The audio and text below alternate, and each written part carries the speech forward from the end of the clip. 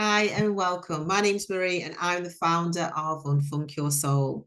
UNFUNK Your Soul is a collective, a movement, a brand that unites, founded out of my desire to honor my journey and introduce you to mind-body practices to unfunk yourself. In our next episode, I'll be talking about parental estrangement, a topic that is very close to me. It is something that impacts my day-to-day life. And I'll be honest, it's quite a taboo subject.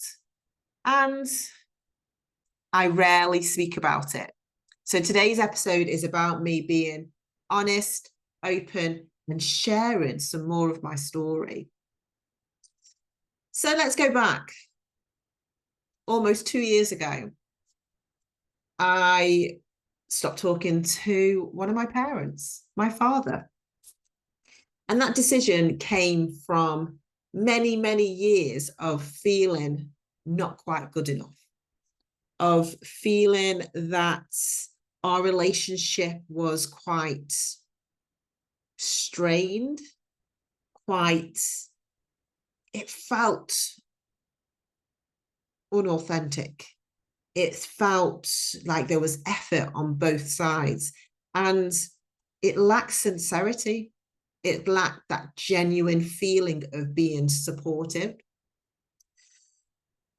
So the situation kind of built up over the years and we had an enormous falling out just before Christmas in 2022. So much so that I was deeply upset by some of the things that he'd said and how it made me feel. And it just made me feel quite shite, to be honest. And that kind of realization of the things I'd thought over the years, he kind of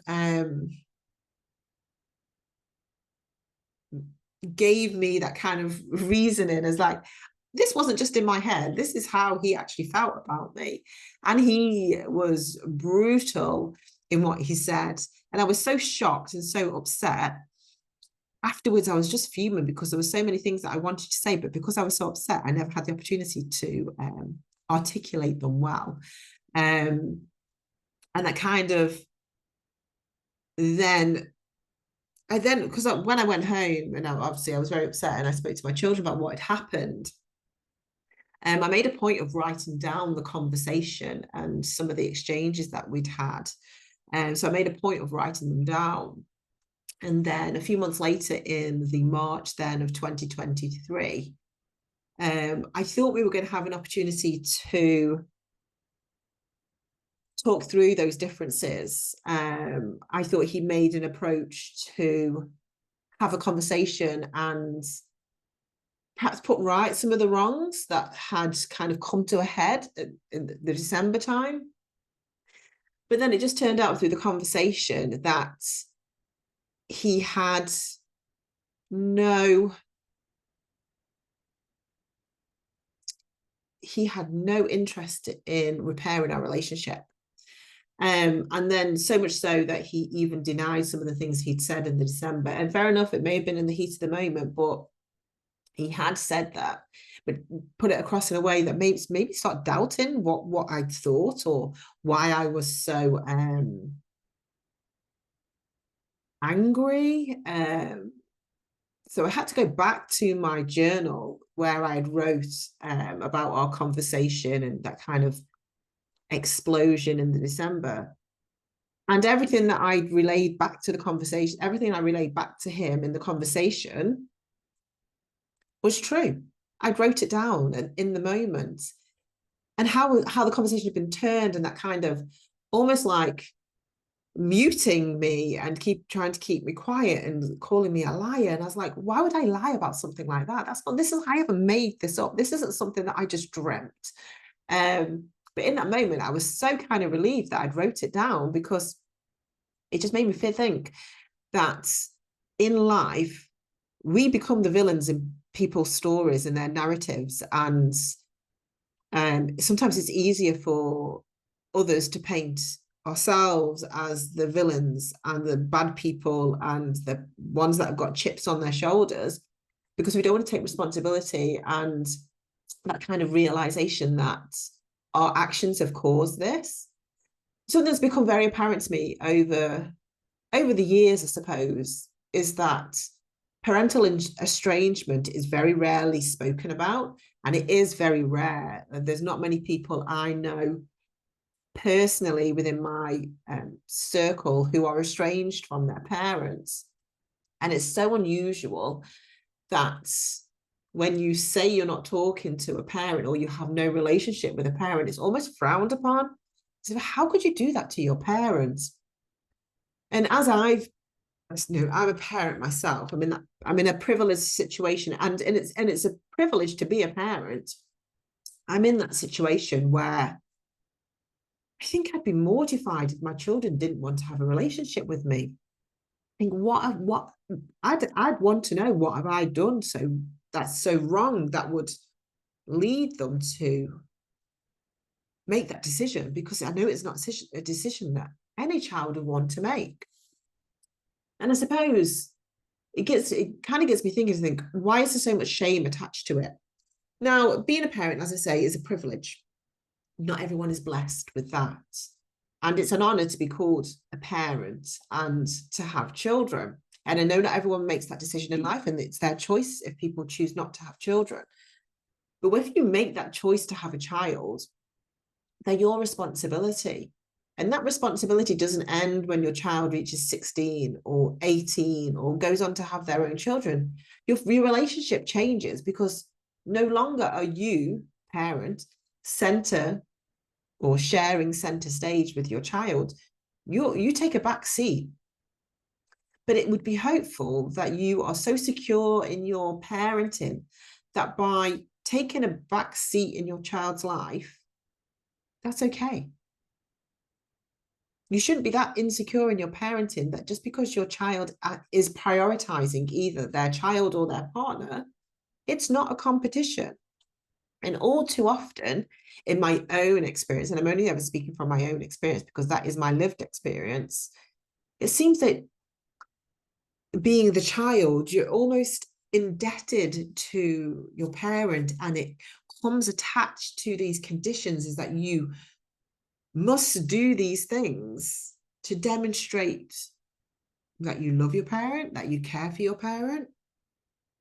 And it's through these kind of conditions and that kind of expectation and heaviness that you carry as a child. You shouldn't have to carry that, because parents are adults too. They should be able to sort their own shit out without relying on a child. It just makes me wonder whether that is more so to do with the generation that my parents are in, or their lack of healing their own shit,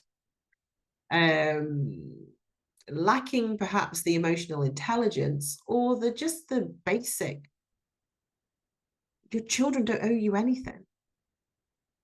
And I know it can be difficult when you're a parent and you're struggling and life is hard and it's challenging. And sometimes as a parent, yeah, you may feel a little resentful that you have lost your life because you've had a child, or financially it's tough when you're a lone parent and you're raising children. And sometimes children can seem ungrateful. However, it's an honor and a privilege to be a parent.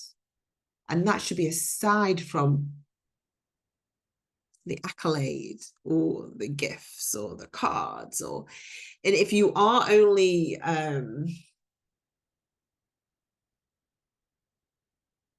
what's the word? If you are only attaching your value as a parent through a present or a card, that's quite superficial. If that is your only barometer of how much your child cares for you, is having a card or a present. I mean, for me personally, I don't care about presents. I don't care about cards. Yeah, they're nice, but they're not the be all and end all. And I certainly don't take that as a weight of whether or not I'm a good enough parent. Day to day, I try. And And it's not that I believe I'm any better than anybody else. It takes work to be a parent. It's hard. It is thankless sometimes. And sometimes you do get a, oh, thanks, Mum, that's great. But that's not what you signed up for. You didn't sign up for the thanks. You didn't sign up for the gifts. You signed up because that was a choice that you made. And in my own experience, that weight of being a child has come with conditions attached to it. And when I haven't fulfilled those conditions, I become the pariah. I become the one with the problem. I'm the one that's being compared to siblings and told I should be better, that I am a disappointment because I'm not like such and such. Of course, that hurts to hear that. But then I know that I wouldn't dream of saying that to my children. And my children laugh and joke amongst themselves and say, such and such is the favorite. Oh, such and such is this. Who's the most funniest? But I would hope that they all feel supported and know that my love doesn't come with conditions. But unfortunately, from my own experience as a child with a parent who has declared that I'm not good enough, it only resulted in one outcome for me, is that my final conversation with him in March 2023 was, I absolve you of your parenting duty. And that could be a bold statement. It could be something that you may think is said in the heat of the moment, but I'd had enough at that point. I was no longer going to wonder, is it me? Am I not good enough to be loved? Is it me? Am I continually going to be overlooked? Is it me that's only worthy of visits a few times a year? Clearly, yeah, it is me. Clearly, I am the problem. Clearly, I'm not living up to the aspirations that you expect from your child. But as I say, it's a privilege to be a parent. And why wouldn't anybody want to immerse themselves in that role when they made that decision to create a life, to have that privileged situation? But all it does is empower me, fuels my desire to do the work, fuels my belief in having open dialogue with my children, for me to uphold my boundaries and also empower my children to say, you know what, if someone's treating you badly, no matter if it's a relative or a peer or anybody else, you have the right to stand up for yourself. You have the right to tell that person, I'm not having that. I'm not having you speak to me like that and treat me like that and think that that's okay. I'm not doing it. Call people out for their behavior, whether that's a parent, a friend, a partner, whoever, call them out, because we don't have to go through life feeling like shit, like we're not good enough, because you'll always be good enough, just as you are. And to have to feel as though you have to seek validation, or you have to fulfill a set of conditions to be worthy of someone's time, someone's energy, and just someone's respect.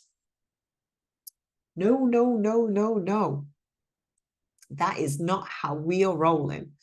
So me talking about this just empowers me and fuels my journey, is that You know, you may see people on social media and think, oh, their life must be so good, or they've got their shit together, they've got this together, they've got this, they've got that.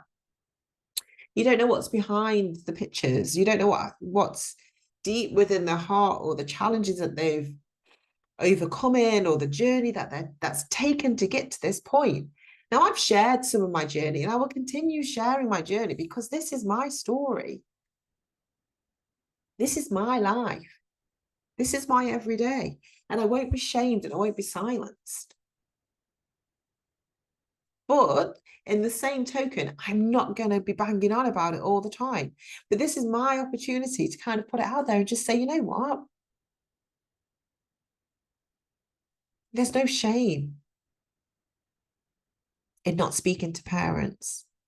And there can be that feeling sometimes that, especially when people have lost parents and they've been blessed with a very close relationship,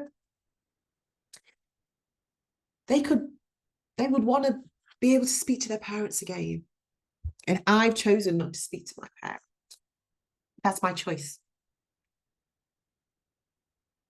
And sometimes it can feel that when you observe other people's relationships with their parents, and it's like, I've never had that kind of relationship.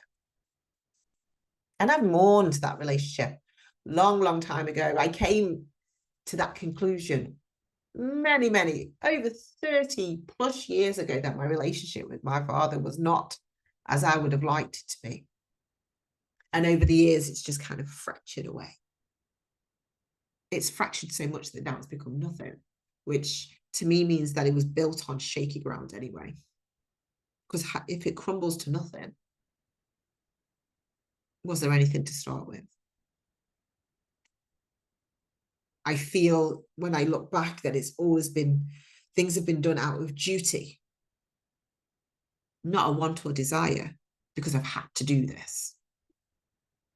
I've had to show willing. You know, I've been patronized by other family members for stepping up to the mark, for doing this. And I'm just like, you know, I've raised my children single-handedly. I've built myself up after losing everything. I've overcome depression.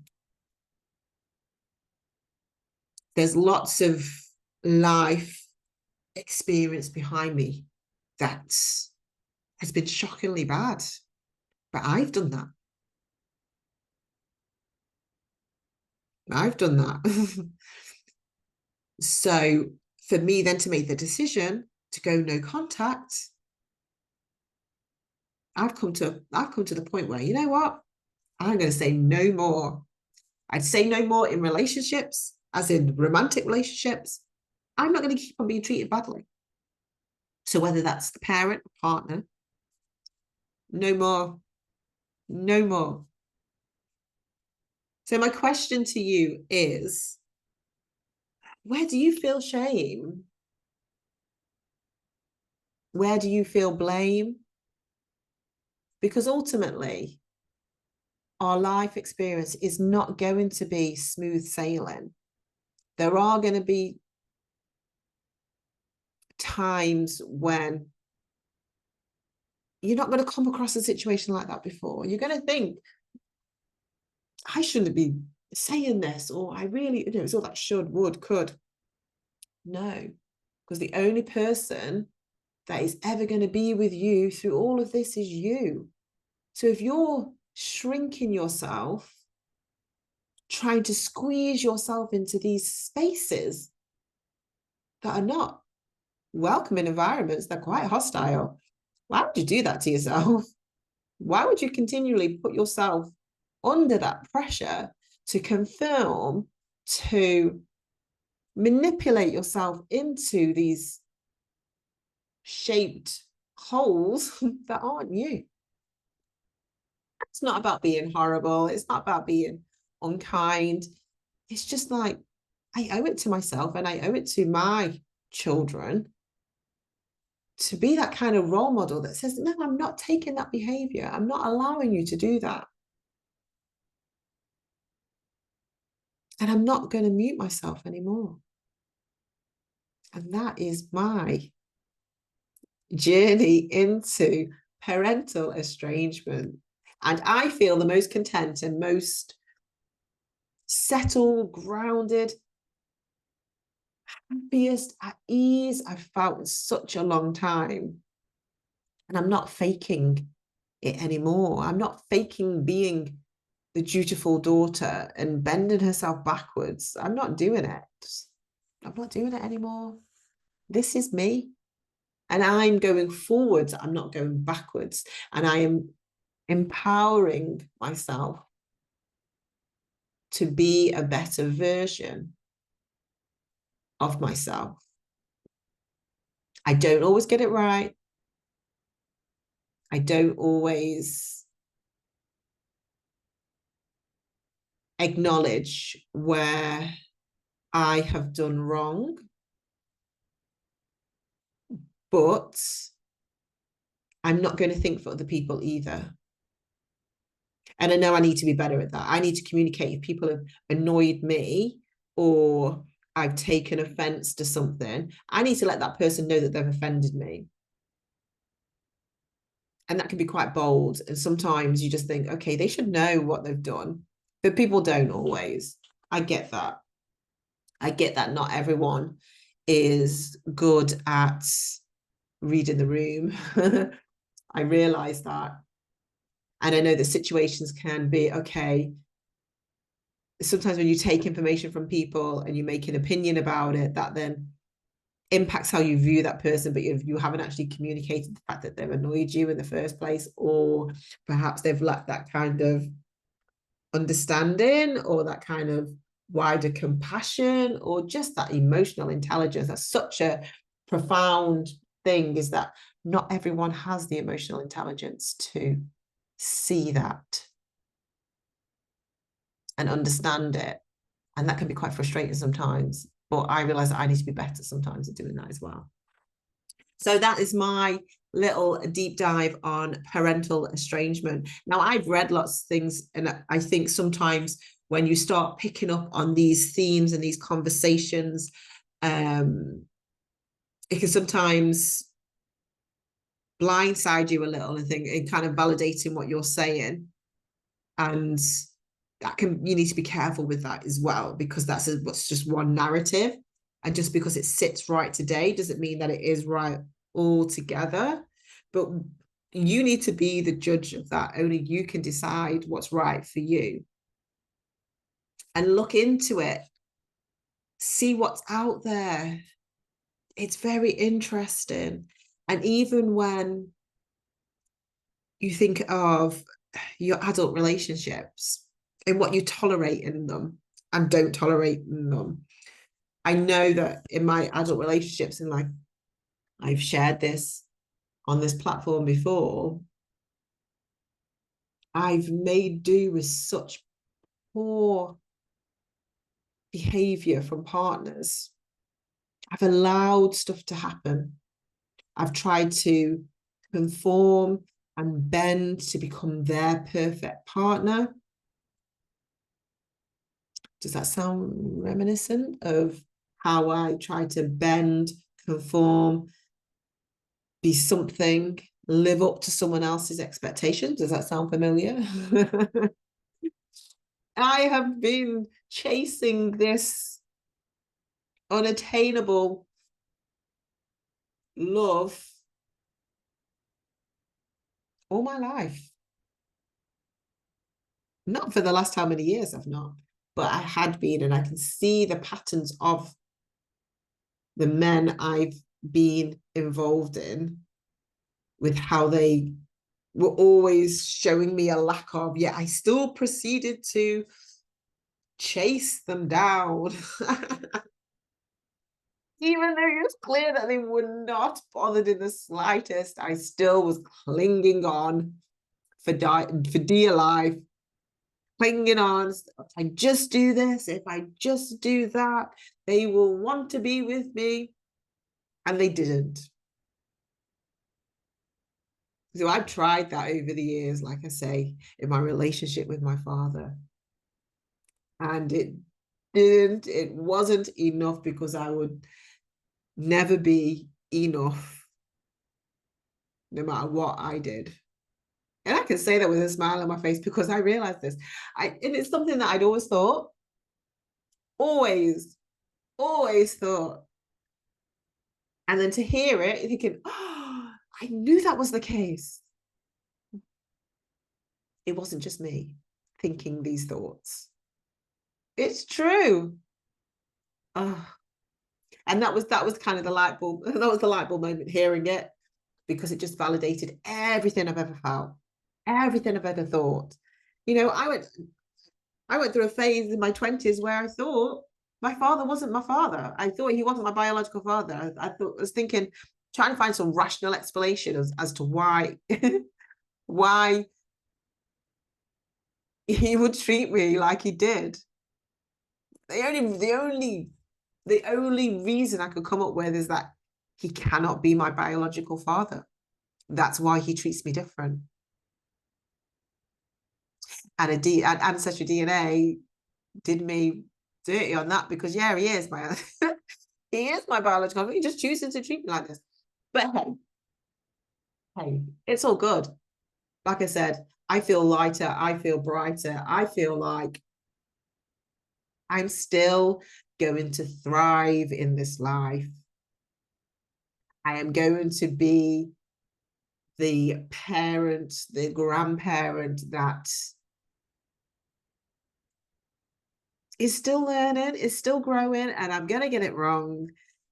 But I'm trying to be open and honest with my own children going forwards and have those uncomfortable conversations and put it out there, because I'm sure they could tell me a few things about me and my behavior sometimes.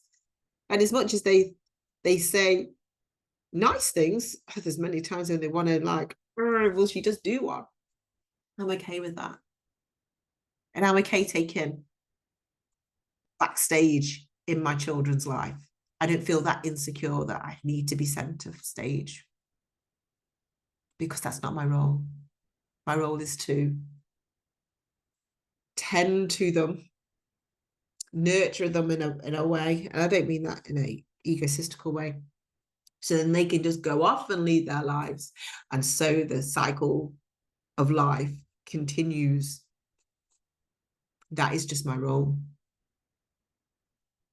and I'm okay with that. I would say I'm quietly confident in that. You know, whether they choose to live locally or move abroad and live their lives, I'd hope they would come back to me. I say come back as in like check in occasionally, but as my teenagers say, what are you going to do, Mum, when we go off to university? I'm like, do not worry about me. I'm not their responsibility. I'm my own responsibility. Yes, life will be very different, and I've never had the whole of my adult life, I have cared for my offspring. By the time my youngest are 18, I would have been raising children and been a caregiver for 30 years. That's all my life. That is all my adult life. So I don't know what it's like not to have children in the house. I don't know. I don't know what that feels like. I don't know what that will mean for me. But I'm looking forward to that next chapter era of my life. That is like a new dawn. It's like being born again, because ultimately that'll be my own life where I haven't got to be responsible for anybody else. The decisions I make will be purely based on me and what I want to experience. Oh, that is shocking. That is very shocking. Is that the decisions I made will be just for me. Get in the car, go where I want to go, eat what I want to, do as much or as little as I want to. That is really bizarre. And that's going to take some getting used to. But that is my next chapter. Like I say, that is one that I am looking forward to. So in this episode, I have covered being the child of a parent that I am no longer speaking to, and being okay with that. And this is a kind of self-proclamation that I am a thriver. I have survived and I will continue to. Challenges come. You have disagreements. And sometimes you have to be okay with not having conversations with people and realizing, okay, you can't choose your family, but you can choose who you let into your life. And that includes your family. So thank you for listening to this episode of UNFUNK Your Soul. Make sure you rate and follow everywhere you listen to your podcast. Keep up to date with the latest episodes by clicking notifications.